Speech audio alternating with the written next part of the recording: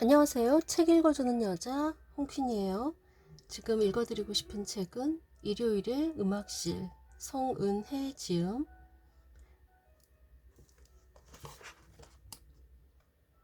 첼로로 추는 춤, 카잘스의 바흐. 그리고 그 외 모든 작곡가, 파블로 카잘스. 바흐의 음악 한 방울은 다른 작곡가의 음악 한 탱크에 맞먹는다. 무스티슬랍 로스트로포비치. 바흐가 없었다면 신학은 목적을 상실하고 허구의 창조물일 뿐이며 허무하게 소멸한다. 에밀 시오랑.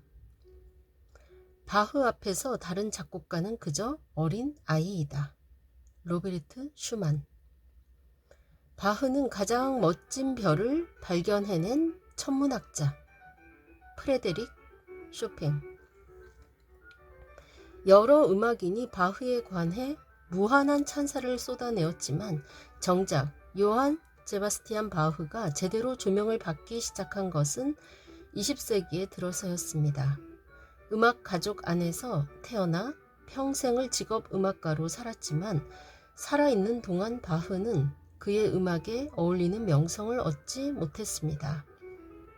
당대에 존재했던 모든 음악 장르를 작곡했고 오페라는 제외, 프랑스와 이탈리아에서 유행하던 양식을 독일인인 자신의 작곡 기법에 녹여 바로크 음악의 집대성을 이뤘음에도 동시대인들은 바흐의 가치를 잘 알지 못했어요.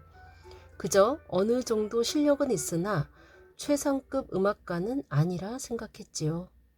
바흐가 살아있는 동안 마지막으로 일했던 라이프치히 교회에서는 피치 못할 이유로 최고의 음악가는 모시지 못하게 되었고 그저 그런 사람 중에서 하나를 선택한다며 바흐를 채용했을 정도였으니까요.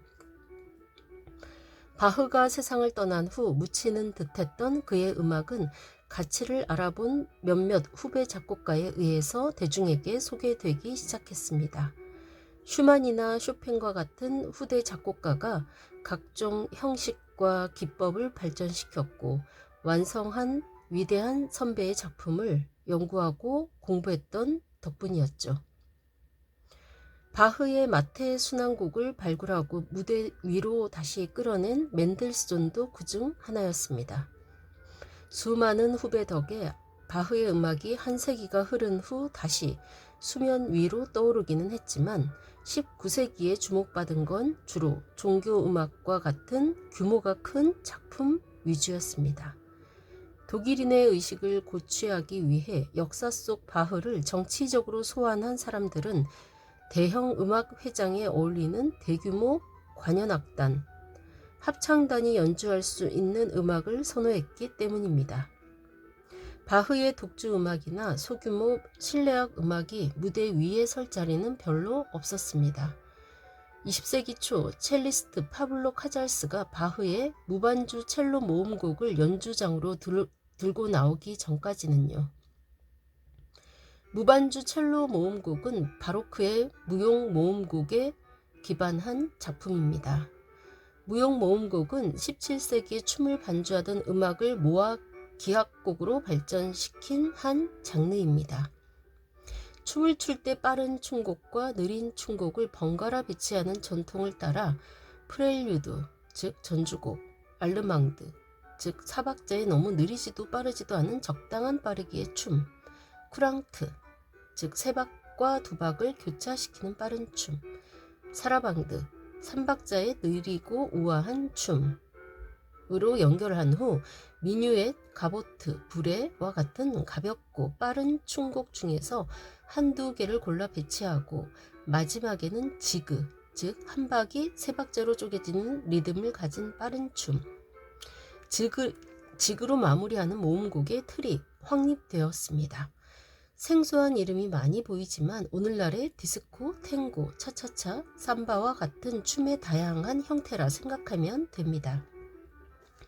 하지만 아무리 다양한 종류의 춤곡을 섞어 구성한 무용 모음곡이라 해도 다른 악기를 받쳐주는 역할만 하던 첼로가 피아노 반주도 없이 홀로 대중을 매혹하기란 쉽지 않았습니다. 첼리스트 대부분이 무반주 첼로 모음곡을 연습곡 정도로 생각하고 연주회 프로그램에 넣지는 않은 이유였지요. 카잘스는 달랐습니다. 첼로 모음곡의 아름다움을 꿰뚫어 보고 무대 위로 끌어올려 첼로의 섬세하고 풍성한 표현력에 날개를 달아주었죠. 또한 최초로 첼로 모음곡 전곡을 음반으로 남기며 음반 역사와 바로크 음악 연주에 한 획을 그었습니다. 낭만 시대를 지나며 나날이 두텁고 복잡해져만 가는 음악 사이에서 단 하나의 선율로 청중의 마음을 사로잡은 것입니다. 감정에 취한 연주로 작곡자의 의도는 뿌옇게 흐려지기 일쑤였던 후기 낭만 무대 위에서 카잘스는 숯을 쳐낸 듯 가볍고 담백한 색채를 들려줬어요. 다른 어떤 것보다도 작곡자가 원하는 바를 구현하기 위해 노력했던 그의 연주는 당시 연주계에 신선한 돌풍을 일으켰답니다. 어떤 생각을 하는지가 가장 중요해. 기교는 다음 문제일 뿐. 최고의 기량을 자랑했던 카잘스의 말입니다. 수많은 첼리스트의 연습실 한쪽에 손가락 연습곡으로 꽂혀 있었을 악보를 이리저리 쪼개고 분석하면서 바흐의 마음을 상상했을 카잘스에게도 200년 동안 굳어진 고정관념을 깨기란 쉬운 일이 아니었을 겁니다. 모음곡 전곡을 녹음하는데 몇 년이라는 긴 시간이 필요했던 이유였지요. 자신의 기교를 자랑하기보다 음악이 말하고자 하는 것에 먼저 귀를 기울인 연주자. 첼로가 가진 물리적 한계를 인식하고 그 한계로부터 악기 고유의 매력을 찾아내어 모두를 설득할 수 있는 어법을 개발한 연주자 덕에 바흐는 시간을 건너 우리에게로 왔습니다. 위대한 음악은 드러나든 그렇지 않든 위대할 뿐이고 골방의 서랍 속에서도 빛을 내기 마련이지만 감추어진 빛을 알아본 카잘스의 연주 덕에 우리는 지금도 첼로 무용 모음곡을 들으며 심장으로 춤을 춥니다. 네, 여기까지 읽을게요.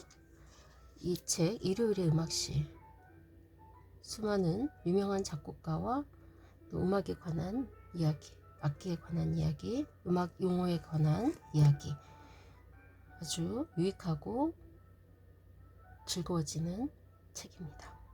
바코드가 있어서 또 음악도 들을 수 있고 좋은 책이라는 생각이 듭니다. 클래식 음악에 관심 있는 분들 꼭 읽어보시기를 추천하고, 관심이 별로 없더라도 이 책을 읽으면 많은 관심이 생길 것 같습니다. 지금까지 좋은 책 읽어주는 여자 홍퀸이었습니다. 감사합니다.